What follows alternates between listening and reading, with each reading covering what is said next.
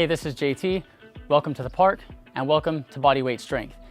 This video is a little bit different than what I normally put on my YouTube channel, and that's because I was asked to make this video for 2021 Power Fit Day. And what that is it's a day with multiple presenters making presentations on various topics relating to exercise or exercise science. And then those videos are being played for students throughout Canada and the US, high school and college level students. So I was honored and stoked to make this particular video, not just to talk about the content that was requested, but also because of what we as a society have just gone through and are currently going through with COVID-19 and just with the way 2020 has been. So I'm 41 years old and I have a 15-year-old high school daughter. She's a freshman this year. And for the last year and a half, she's been basically, doing distance education because our campuses have been closed. And my kid's an extrovert, and so this has been very, very difficult on my daughter. And so 2020, in all honesty, has been really tough. And so I know that a lot of you watching this video have been struggling over the last year. And so I just wanted to acknowledge that that is a real thing. I think it's especially difficult for people in your age group because that's the age where your social connections matter and being out with other people your age really matters. And to have that taken away from so many of you for so long, it's significant. So I just wanted to acknowledge that you guys have been going through something really hard and it's been a struggle for a lot of people, and that's perfectly okay. The reason I wanted to mention that also is that our species over, hundreds of thousands of years, we've been going through different struggles. In our lifetimes, this may be the most significant thing that most of us have been through. But how we have gotten stronger as a species and progressed as a species is by facing challenges and overcoming them. And so while the last year has been super tough, for sure, every one of you that's watching this video is stronger today than you were a year ago or year and a half ago. So even though it's been hard, even though it sucks, and we all probably wish we could have a do-over and didn't have to go through 2020, for sure you guys are stronger today, you're better today, and that kind of goes along with the whole goal and the whole scope of my content is to teach you how to make the best of any situation, to teach you how to take care of your body, build strength, and be a more resilient person, even without equipment, even without any of the fancy stuff that you think you need to succeed. There's a quote by Teddy Roosevelt, and it's, "Do what you can with what you have where you are." And it basically means that you can whine and complain about a situation, but it's not gonna change the outcome. But what you can do is you can make the best of a situation, use what you've got, not what you wish you had, and get the job done. And in this particular video, I was asked to do a 20-minute follow along posterior chain workout. Now your posterior chain is the back side of your body. So this is your glutes, your hamstrings, that's gonna be the muscles in your back. Only I was asked to do this with zero equipment because you watching this at home may not have access to anything right now. That means I gotta figure out how to train your back and your glutes and all these other muscles without a pull-up bar, without something to row from. And so it's a bit of a challenge, but be that as it may, we're going to get the job done with no equipment. We're gonna do what we can with what we have where we're at. So what I'm going to do is I'm going to walk you through that training session. You guys can follow along with me. I'm going to explain each exercise before I do it. We're going to do 2 sets of each exercise. So for example, if we're doing what's called a scapular shrug, I'm going to perform scapular shrugs for you so you can see how to do it. Then I'm going to do a set. We're going to take a short rest. We're going to do another set, and then we're going to move on to the next exercise. Rest periods will be fairly brief so that we can get through the entire training session in the time allotted for the video. Without further ado, let's get to it. So what we're gonna do is gonna do 1 minute on and 1 minute off. During the 1 minute rest periods, I'm gonna try to help you and talk about the next exercise and teach you a little something. The first exercise we're going to do is the scapular shrugs. Straight arms, full scapular protraction, meaning push those shoulders forward, lower yourself down, squeezing the shoulders behind the back. I'm gonna go ahead and get down and perform those. What you're gonna do is do them with me at the same speed I do them with. This is not a race. You're not trying to go as fast as possible. Slow and controlled reps. Let's get to it.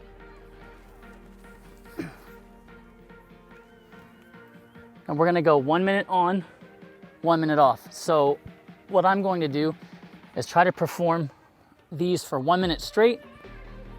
And I might fail before I get to a minute, in which case we won't be doing these for 1 minute straight.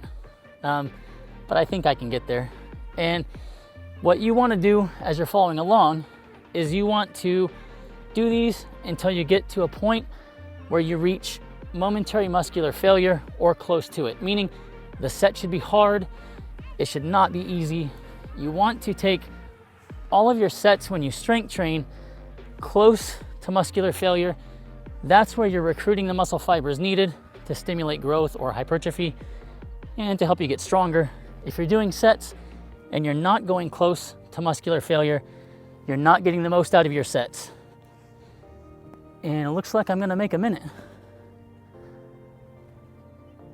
All right. Now we're gonna have 1 minute of rest. And one of the hardest parts about the scapular shrugs is if you're used to doing push-ups or bench pressing, you're used to bending your elbows. And when you first go to do this movement, it's gonna feel super strained, super foreign. And so you might find the desire to bend your elbows is really strong, and that's perfectly fine. You're gonna have to practice these over time to get good at them. But anytime you're strength training and you try something new, it's gonna feel awkward, and that's totally okay. Your form's not gonna be perfect. Just practice, and the more you practice, the better you get. And eventually you'll be able to do them without bending your elbows, with really good form. Whenever you're performing anything in a push-up or plank position like that, try to keep your body tight, compress your core, tighten your glutes, tighten your legs. You want muscular tension from head to toe. So a nice tight body. We're gonna do another set. Don't know if I'll make the full minute this time, but let's do it.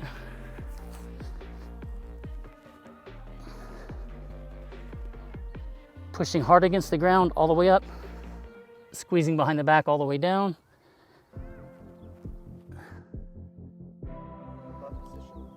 Keeping your glutes tight, keeping your legs tight, keeping your abs tight, not sucking in your abs.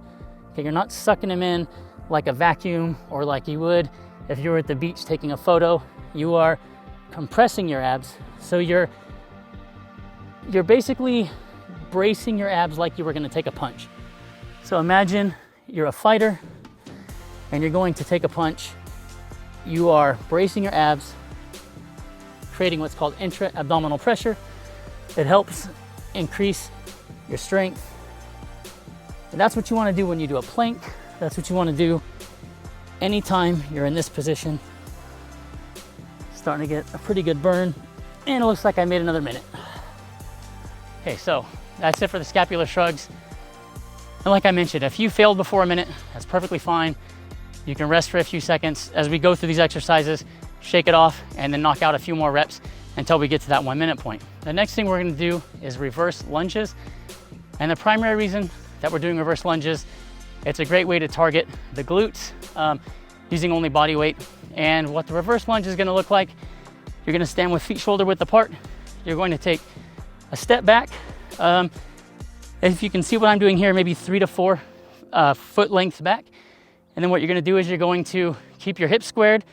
You're gonna drop the knee, and on the opposite leg, as you stand up, you can take your hand, feel your glute. As you stand up, you should feel that glute engage, and that's what you're going for with these reverse lunges, is to get those glutes involved. And in 2 seconds, we're going. All right, 1 minute. So I'm gonna do one leg for 30 seconds, and then we're gonna switch to the other leg for 30 seconds. As far as your pace, just go along with me. It's not a race. When you strength train, majority of the time you want slow and controlled movements. There's a time and a place for ballistic movements, high speed stuff, but that's not what we're doing, so. All right, now we're gonna switch legs. And you can take your hand and you can actually reach back and you can feel your glutes. And when you get to the bottom of the movement and you press down hard through the floor with the heel and you step up, again, you should feel that glute engaging. If you're not feeling your glutes engaging, that's something that you want to work on.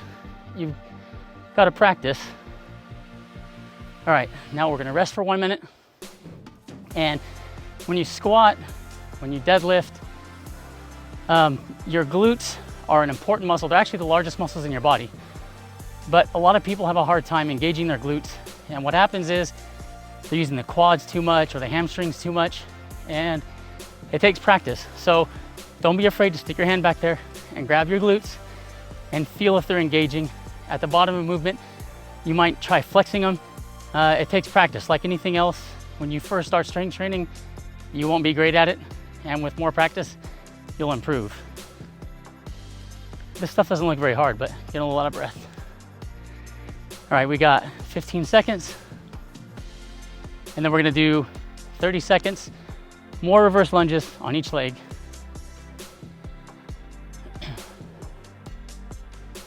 All right, 3, 2, let's do it.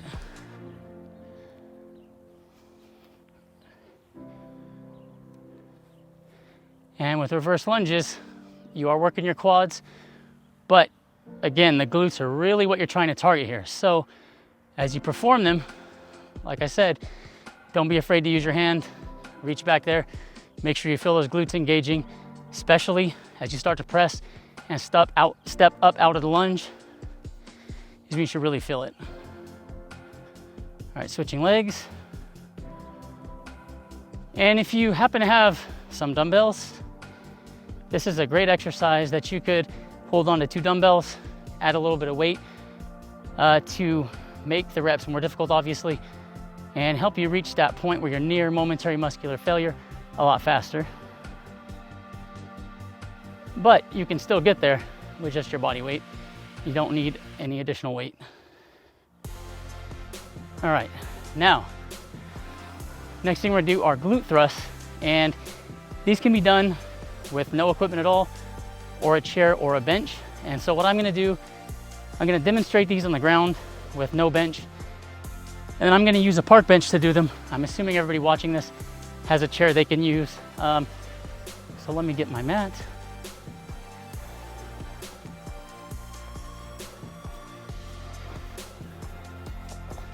And actually what I'll do 1 set on the mat, and the next time around I'll do it on the bench. So what we're gonna do is feet down, shoulders down. You're gonna take your hips and you're gonna drive them straight up. You're gonna tighten the glutes. You should feel the glutes engage, hamstrings engage, back down. If that's too easy for you, lift up a leg and go up on 1 leg. Now I'll start on 2 legs, and let's go. You're gonna tighten the glutes. As you press up, you're taking the hips and you're trying to focus on pressing the hips up toward the sky, tightening the glutes. You should feel both hamstrings and glutes engaged really well at the top of this movement. And it might feel easy at first, but as you get a little higher in the rep count, it will get more difficult. And mentally, make sure you're thinking about engaging the glutes, engaging the hamstrings. You're pressing down hard through the heels, keeping the shoulders down.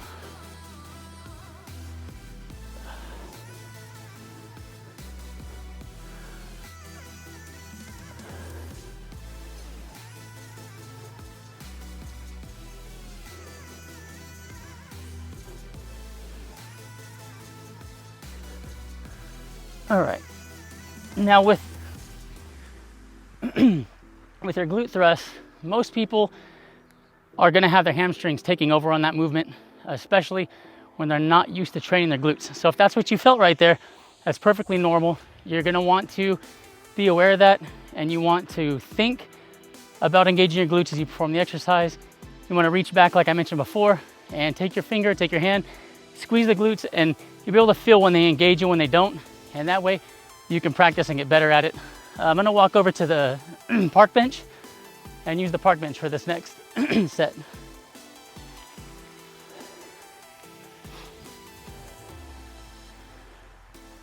All right. I'm gonna do these on 1 leg. I'll do 30 seconds on 1 leg, 30 seconds on the other. This is gonna help make them more difficult so you can fail more quickly if those were too easy for you. You can see how I'm on the bench now and gonna go up. And it's important that when you get to the top, squeeze the glute, You should feel that glute engaging like I've been talking about. You can use your hand, like I mentioned, to make sure that you're getting there. If you're feeling it too much in your hamstrings, scoot your foot forward a little bit. You can work till you get it in just the right spot. And these are gonna help you in a much more intense exercise than the initial variation I showed you. All right, now we're gonna switch. There we go. Again, if you feel your hamstrings doing too much of the work here, just scoot your foot down a little bit farther.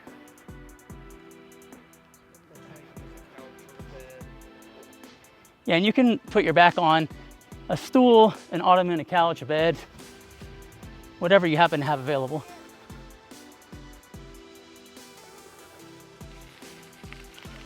All right.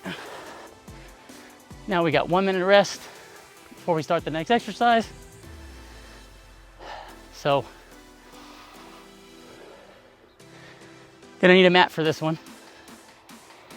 And what we're gonna do are called clamshells. And this is gonna train the glute medius. And that's a super important muscle for you to remember because it helps control your walking and running gait, stabilizes the femur, and a lot of knee pain people experience is from a weak glute medius. So make sure you add glute medius training into whatever program that you're doing, and it will be hugely beneficial. So what you're gonna do is you're gonna lay down on your side, on your forearm. You're gonna take the bottom leg and you're gonna press down on the knee and the calf, and you're gonna lift up and then back down, up and back down. So here we go for 1 minute. Not sure I'll make 1 minute on these. But basically, pressing down and opening the legs in kind of an arc. And you should feel this. The glute medius runs to the rear, laterally on your hip. I'll actually show you when I stand up. But you should feel this on that glute medius. I can already feel it on mine. I'm gonna turn over. All right. The glute medius is right here, okay, right up on the side of your glutes. And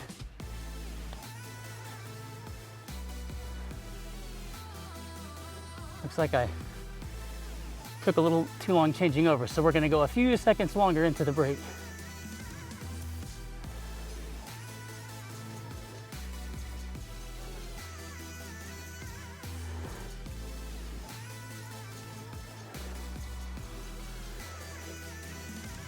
All right. Now, when I'm performing these clamshells, what you're doing is you are abducting or moving the leg away from the body. So when you're on your side, what you're trying to do is press down and almost in an arc. And same thing with this top leg. So you're opening the legs in like a clamshell. That's why I call them clamshells. So keep that in mind. Like with everything else, you're probably not gonna be good at this, but the more you practice, the better you'll get. And when you finish a set of these, you should feel it in those outside butt cheeks or the glute medius. All right, we got 10 seconds before the next set. All right, get in position. And 30 seconds each side.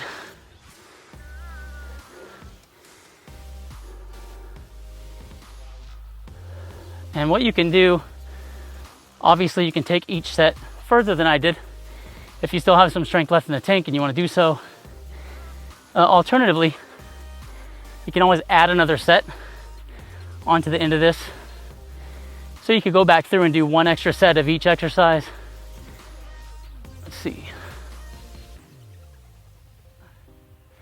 And that was 30 seconds. Switch over.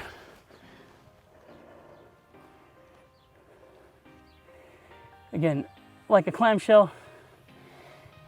I know this isn't the most hardcore looking exercise, but I promise you, having strong glute medius will improve your squat.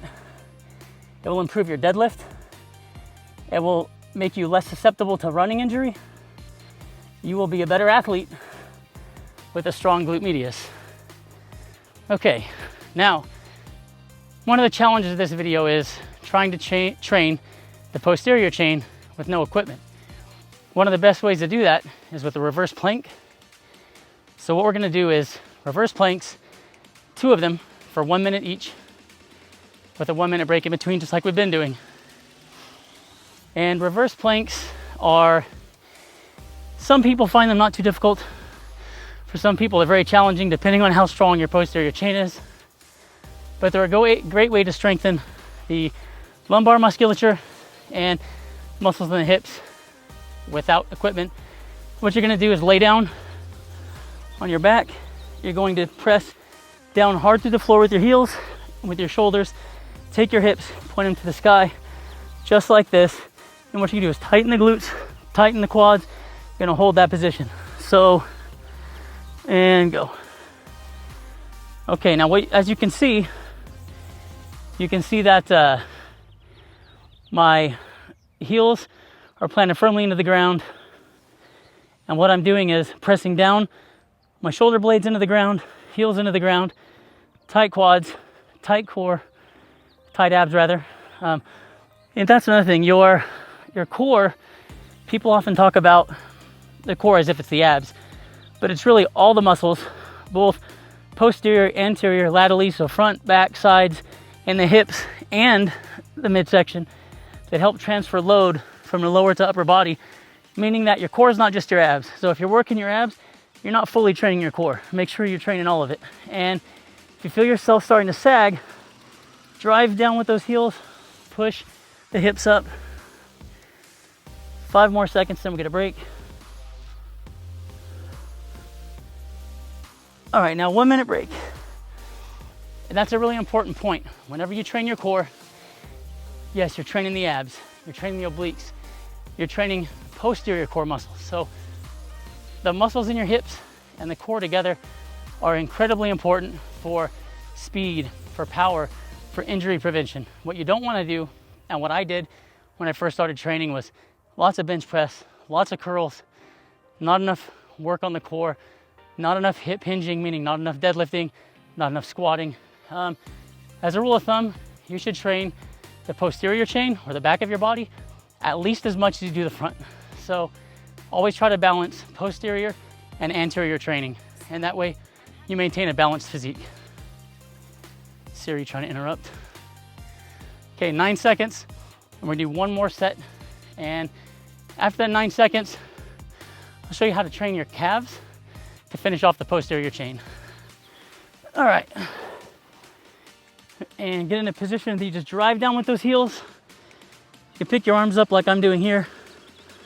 I can definitely feel this in my lumbar musculature, in my glutes, hamstrings. You should feel this throughout that whole posterior chain, from basically the lower thoracic all the way down. So you shouldn't feel this too much in your shoulders. Once you get below that, you should feel this through the whole posterior chain. And you can do these. I've got another video on my YouTube channel I'll link you to. You can do these with your shoulders and your feet on elevated surfaces. Some people find that a little easier to stay elevated that way. But you can do them just like this. And we got 15 seconds. 7. Yeah, I feel this pretty well. A couple extra seconds because it took me a minute to get into position. All right. Now, don't neglect your calves. Your calves actually are the muscle in your body with the highest concentration of mitochondria. So sometimes they're called the heart of the lower body. They help pump and circulate blood. So having strong calves is a definite benefit. And what you can do, use your hand to stabilize yourself on a wall, a chair, anything like that. And all you're gonna do is rise up and then back down. And when you do this, you wanna come up to the top and contract the calf. A nice solid squeeze. When you train calves, it should never be this kind of bouncing junk that you'll see at the gym. It's not what you wanna do. Nice and slow, squeeze at the top. And you can do these on an elevated surface so that your calf can come down and up to give you greater range of motion. But I'll just do them like this, 30 seconds each side. All the way up, Nice tight contraction. If you're not used to doing this, it's possible that you're gonna get a little cramping. So if that's the case, take a break, shake it out. As you get more used to it, that probably won't be a long-lasting issue. If you do it on one foot, even though you don't have an exterior load, it is effective. And I actually don't train my calves with any load. As you can see, they are not lacking. This is exactly what I do for them, albeit I'll do more than this many reps. But yeah, ideally, you have some weight you can hold the dumbbell, and that's a great way to make these a little bit more difficult. So doing these with dumbbells is a nice alternative if you have them. All right, we're gonna 1 minute break. But if you don't have them, again, you can totally do it with body weight. If you are going to a standard gym and you have what it's commonly called the donkey calf machine, that's where you would get down like this and have weight on the tops of your legs on the quads. You can actually do that same thing like this without going to a gym. And what happens is this works the gastrocnemius more, and when you're down lower, it works the soleus more. So that's another variation that you can do to fully work the calves without a gym, getting your standing calf raise and the equivalent of a donkey calf raise. But for this video, I'm just gonna do the standing calf raise, and we're gonna do 30 seconds each leg in 9, 5 more seconds. All right, here we go. Remember, nice and slow. Squeeze that muscle at the top, nice contraction. 30 seconds one leg, 30 seconds on the other.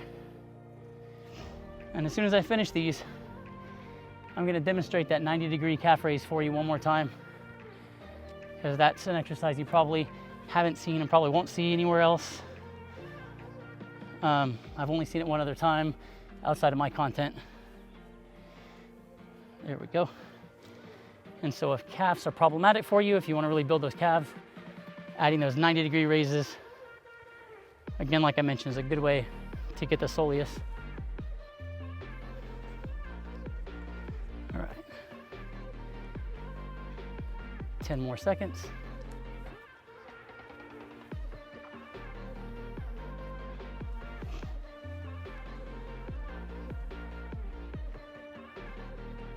All right, now, the 90-degree calf raise, you're gonna wanna hold on to something. You can do it in a door frame and hold on to the sides of the door frame, just like this. You want your legs right at 90, and then you're just going to pull with the hands, stabilize yourself, and then up on the toes as well as you can. Hold it for a second, back down, and you'll feel it in that lower portion of the calf where the standing calf raise more than the gastrocnemius, and that's gonna be a good way to help you really address calves if you find that they're a weak point for you. Now, hopefully you guys learned something. We trained the full posterior chain using only body weight. Ideally, we would have had some rows in there, either using a bar, a pull-up bar, some gymnastics rings or something to row with. But for this video's purposes, no equipment, we got it done. One of the most important things to take home from this is when you strength train, you must strength train with a high intensity of effort, meaning if you did not put forth a lot of effort, if that particular set didn't get hard for you, if you didn't feel a burn and it wasn't a struggle toward those last few reps, then you did not recruit enough muscle fibers to really see the hypertrophy you're looking for. So make sure that you're not just mailing it in. Make sure that you use a high intensity of effort. You don't have to go to failure on your sets, but you do need to use a high intensity of effort. It's super important. And when you strength train, always try to use good form and perform the exercises properly, because when you don't, you're really only cheating yourself. And that's a lesson that carries over to everything you do in life. If you're mailing it in and giving half effort to things, you're not gonna get the results out of life that you want. And so in a lot of ways, the gym is a microcosm for life. So try to think about it like that. The kids who are doing the best in school oftentimes are the ones working the hardest. Not always, but that's generally how it works. The people in the gym with the best physiques are usually working hard. Yeah, maybe they're doing other things that are not necessarily the right way, but almost every single time, it's dedicated effort for a long time yields a positive result. When you go to work, when you go to school, when you hit the gym, if you know what your best effort is, and if you're not putting that in and you're not getting the results, you can almost always go back and look at your effort and you can see that that's where you need improvement. So just keep that stuff in mind. I appreciate you guys sticking with me and checking out my channel. And if you have questions, if you need help, if I can, help steer you in the right direction, always reach out. You can email me. You can leave a comment below and I'll try to get back to you. If you haven't already, make sure to hit subscribe, hit the notification bell so you're notified when I post new videos. And thank you very much for supporting Bodyweight Strength.